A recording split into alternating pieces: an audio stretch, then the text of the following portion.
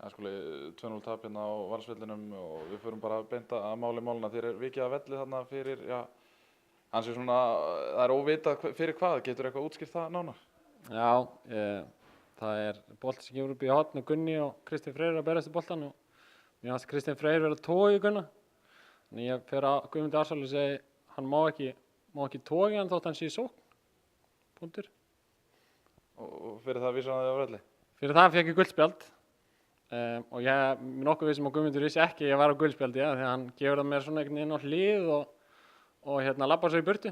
Og svo kom Valsararnir og benda honum á það að ég sé spjaldið og þá var ég nú náttúrulega að rekum út af og þetta svona frekar grátlegt að það þarf ekki meira til og með það sem var sagt fyrir leiknum og seinni leiknum að þá alveg ótrúlegt að ég fengi guldspjald fyrir þetta. Svo kemur hann að ansi vafasöm vítaspyrna því KR-ingar eru væntanlega ekki sáttir við störf Guðmundar hér í dag. Nei, ég sá þessa vítaspyrnu líka og fyrir mér þá skildi ég ekki heldur hvað var að gerast þar.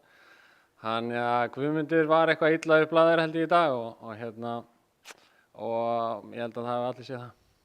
En tapið engu síður virkilega sárt og ýtir ykkur neðarlega á töfluna og það ansi langt þarna upp því væntanlega ætluðu ykkur Evrópusæti.